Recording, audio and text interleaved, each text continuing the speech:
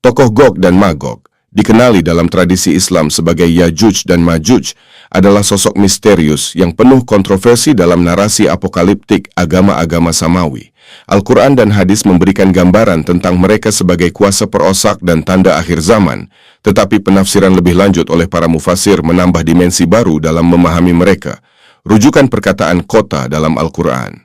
Surah Al-Anbiya, ayat 95-96 menyebut, dan diharamkan atas penduduk suatu kota yang telah kami binasakan bahawa mereka tidak akan kembali, sehingga apabila tembok Yajuj dan Majuj dibuka dan mereka turun dengan cepat dari setiap tempat yang tinggi.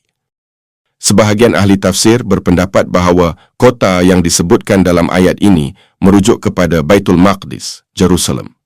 Mereka melihat pengharaman atau larangan kembali ke kota ini oleh Allah kepada penduduknya sebagai berkaitan dengan kota suci yang memainkan peranan penting dalam sejarah agama Yahudi.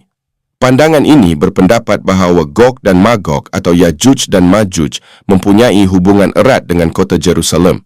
Mereka ingin menguasainya kerana keterikatan keagamaan dan sejarah yang mendalam. Asal-usul Gog dan Magog, bangsa Khazar yang memeluk agama Yahudi. Lebih dan menarik lagi, terdapat pandangan dalam kalangan mufasir dan pengkaji yang mengaitkan Gog dan Magog atau Yajuj dan Majuj dengan bangsa Khazar. Bangsa Khazar dikenali dalam sejarah sebagai sebuah kerajaan yang memeluk agama Yahudi pada abad pertengahan. Menurut teori ini, Gog dan Magog merujuk kepada bangsa Khazar yang telah memeluk agama Yahudi dan menjadikan Baitul Maqdis sebagai pusat aspirasi mereka, sebuah kota yang menjadi simbol iman dan misi keagamaan mereka. Pandangan ini menekankan bahawa keterikatan Gog dan Magog atau Yajuj dan Majuj dengan kota Baitul Maqdis bukan semata-mata bersifat geopolitik, tetapi juga bersifat spiritual. Mereka dianggap mewakili usaha bangsa Khazar untuk menaklukkan kota suci tersebut sebagai sebahagian daripada tuntutan agama dan misi akhir zaman mereka. Simbolisme dan naratif eskatologi. Walaupun teori ini tidak disepakati secara universal oleh semua ulama, ia membuka ruang tafsiran simbolik yang mendalam. Gog dan Magog dalam bentuk literal atau kiasan menjadi lambang kuasa destruktif yang muncul pada akhir zaman.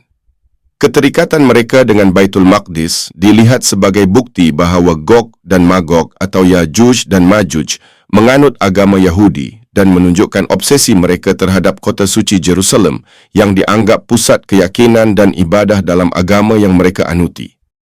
Kesimpulan, sebahagian ahli tafsir berpendapat bahawa surah Al-Anbiya ayat 95 hingga 96 merujuk kepada kota Baitul Maqdis, di mana Gog dan Magog dalam tafsiran ini diidentifikasikan sebagai bangsa Khazar yang memeluk agama Yahudi, ingin menguasainya.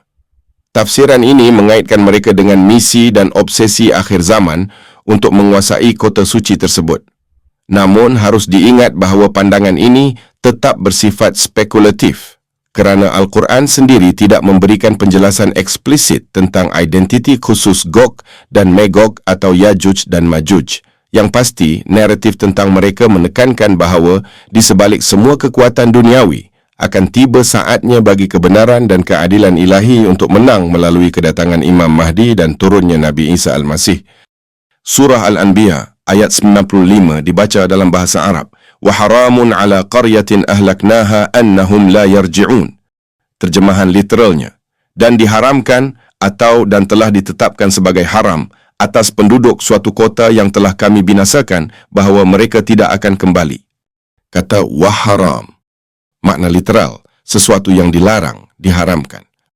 Makna kiasan dalam konteks ayat ini, dilarang, mustahil, tidak mungkin. Penjelasan para mufasir klasik.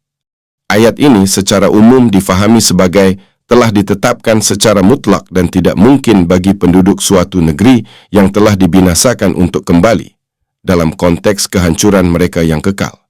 Jadi, waharamun dalam konteks ayat ini tidak hanya bermaksud haram dalam erti larangan syariat, tetapi lebih kepada telah ditetapkan sebagai tidak mungkin atau mustahil atau terlarang.